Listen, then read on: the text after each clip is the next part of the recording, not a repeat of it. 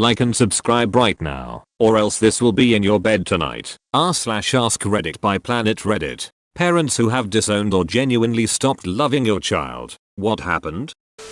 I have disowned my oldest son. He molested my daughter, has been diagnosed as a sociopath, and we have restraining orders against him. It isn't fun, and I never thought I would be that parent. Dated a girl for a long time who had been molested by her brother for years growing up. Her parents tried the whole "we need to move on. Forgive him. He's our son." It ducked her shit up having to see him at holidays. She was cutting, drinking herself to sleep, almost destroyed a very beautiful and amazing person. It got better when he went to federal prison for making and distributing child pornography and sex with Suru men and underage girls. Too long didn't read. You absolutely made the right choice. Sorry you had to make it. It makes me so sad to hear that this is a norm instead of what we chose to do. I am so sorry for her. My parents disowned my oldest sister. She always struggled growing up more than us. She became a teen mom with a bad older dude. Partied a lot, etc. But my parents helped her a lot. They do okay for themselves, but had a no co-signing rule for all 6 of my siblings and I. Still, they co-signed for her house so she could get a head start. She didn't pay the mortgage for almost 3 years before my mom got served in front of all the other nurses at her work. My parents worked tirelessly to try to work out deals where my sister and her family kept the house and got some leniency, but to no avail, because my sister never showed up for court dates. During this time, she paid $12,000 for IVF and got pregnant with her 5th kid. When my mom demanded some of the money back, she accused my dad and my brother of beating her sons when my parents took them to Disney World. He didn't, and said she'd file a police report if he asked for money again. They kept asking, cause it wasn't true. She awkwardly joined us for Christmas and punched my brother in the face during the meal for humiliating her oldest son by asking him if he wanted to work at my brother's company for good pay.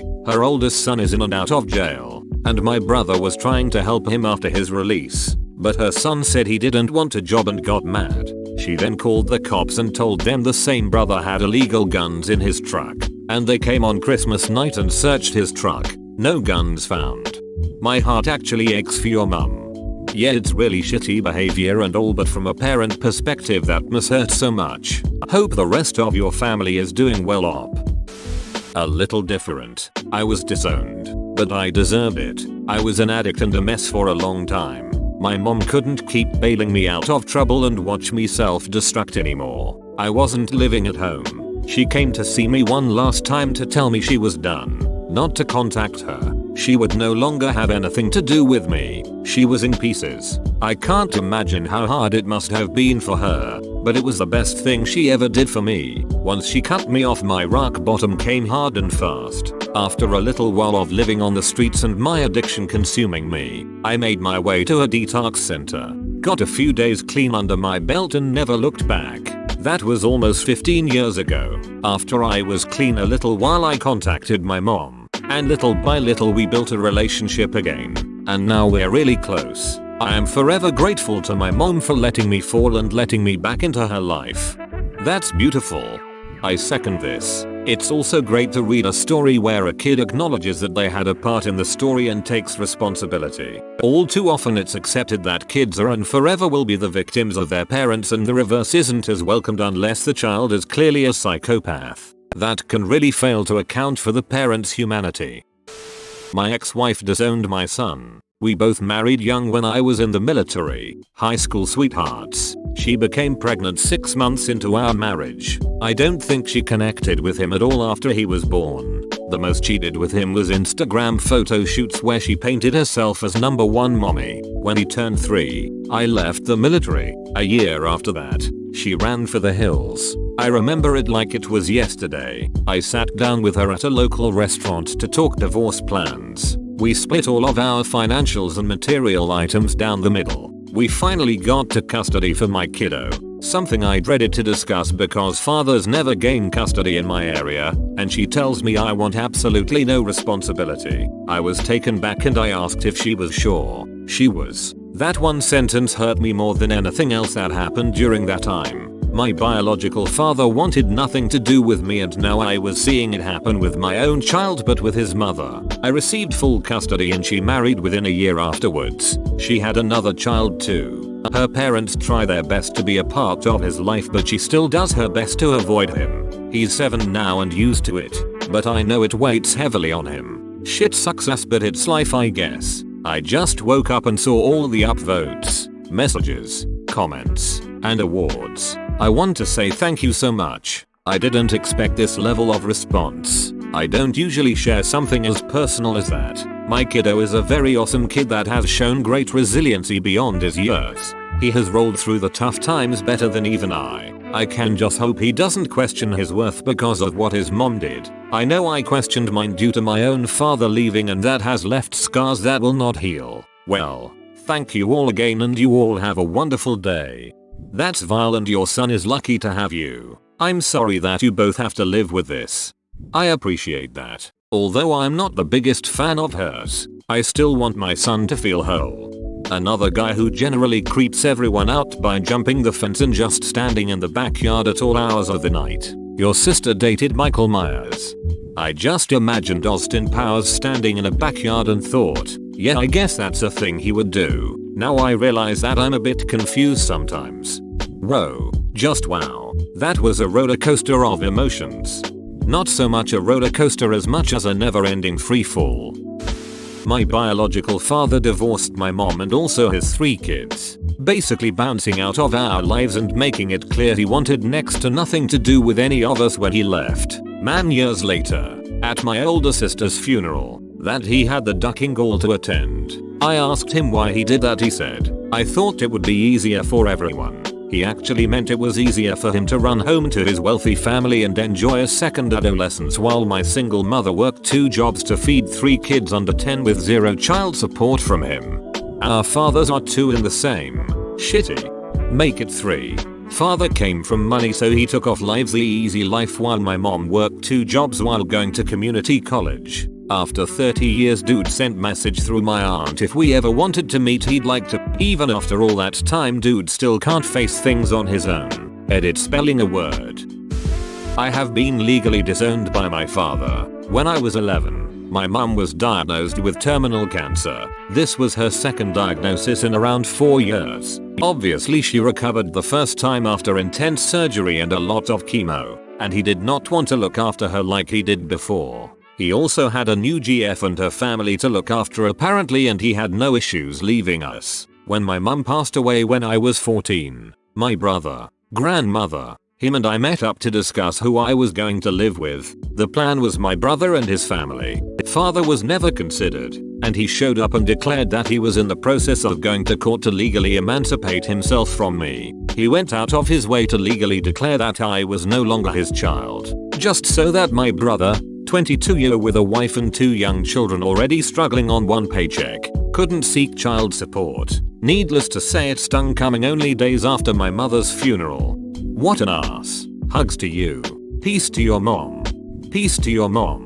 Knowing her child doesn't have to be around that monstrous a-hole anymore pretty much guarantees this.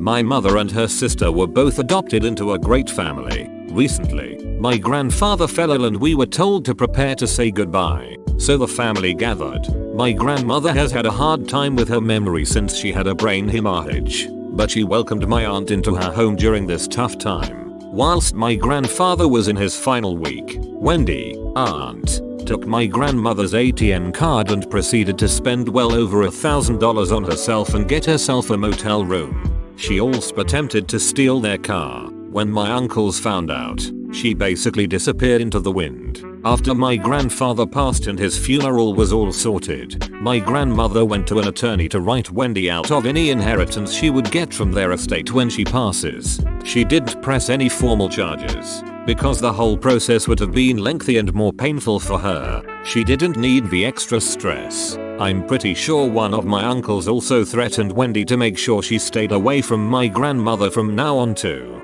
Damn, that's some r/I-am-at-ital PC of shit material from Wendy right there. Stealing from the deceased near deceased is one of the lowest things a human being can do. My family disowned me because I disowned my mother. I was sexually groomed and abused, tortured by her husband for years, and when I finally told her, she not only didn't believe me, but stayed married to him for 7 years. I had to move out at 16 to get away from how I was being treated. Then when I finally began speaking to others, she started to cover her ass with her social circle by telling them that I seduced her husband. I cut her off for years and didn't ever want to see her again, but my family bullied me to just get over it and have a relationship with my mother, and that I was hurting her. Even my sister, who knew what happened, knew I stayed for so long to protect her, fell into a trap of my mother whining to everyone around her and painting me as a liar. About 4 years ago, she was very suddenly diagnosed with advanced cancer and didn't have much time. I was moving out of my home state and everyone told me I needed to see her before I left, that I needed to be there, but I didn't want it. In the end, everyone turned their back on me. They were so mad I wouldn't just forget my trauma just to say goodbye to someone I hadn't loved for a long time. And rightly so. Edit. I'm getting a lot of replies, so I just want to say thank you and send you all virtual hugs. I'm okay now. I'm grown up, and though I was set back in a lot of ways life-wise, I came out on top for the best. For anyone who is also experiencing this, you aren't alone. And if you need to talk, I'm here. Hey dear, I'm in the same boat. I have some siblings who know the truth, who were also abused but not sexually like I was, and are also NC, but my little sister, stepfather is her real father, basically said it was just one time, so I need to let it go. It wasn't one ducking time, and the fact that my mother admits it all happened now but is downplaying it infuriates me more. You know what? We've loved our mothers long after they deserved our love, extended them so many chances, and they've just shit on us. I miss my sister, but I don't think I would even return for my mom's funeral. I'm done pretending she's a good person. By not pretending, I've taken my life back. You did the right thing. As Jehovah's Witnesses, my parents disowned my siblings and I several times since I was in my late teens. One of the JW rules is that you do not associate with others who know the truth but refuse to follow it. Including family and parents are encouraged to disown any children who have left the religion. The first time was when I was 19. It upset me. I was heartbroken, and eventually they changed their minds only to do it again a couple years later, and so on until I stopped caring and no longer attempt to be a part of their lives at all. Was seeing a girl in high school. Her family was JW, but she really didn't care. I really liked her and it was fun. Then she disappeared. Her dad found out and she was sent to live with her grandmother. Never saw her again. Her sister managed to let me know what happened and that the girl was sorry. Really bummed me out for a couple years. I dated this JW girl briefly. We went to her place to watch a boxing match in the mid-90s. I was really sweet on her. She was really cool.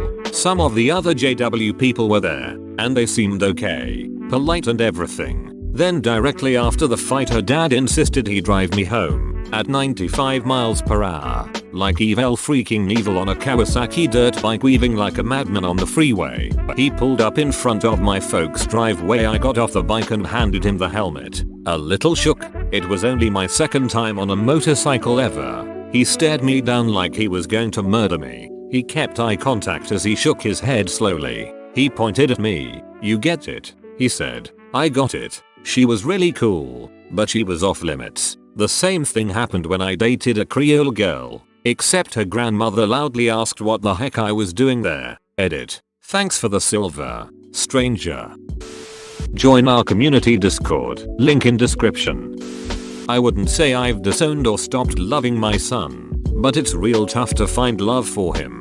He's almost 14 next month, and he's currently out of our home at a treatment facility. He's averaged 2 arrests a year for the last 2 years, and he's attacked my wife several times, our daughters several times, and the neighborhood kids several times. He's run away from school, run away from home, and tried to push me off the roof of our house after threatening to jump off and hurt himself. We have become that family in our town where the police are called to our home on a semi-regular basis. He's been getting more violent as he gets older, not to mention bigger and stronger, and I honestly don't see an end in sight. The key fact I'm leaving out is that he's been diagnosed as high-functioning autistic and is also bipolar. That's like putting walls around a tornado and expecting it to stay inside the walls. A lot of what has occurred he had little control over because of the way his mind is, where he's constantly at war with himself. Structure versus chaos. And my wife and I have tried desperately to give him the best life we can while keeping ourselves and our daughters safe.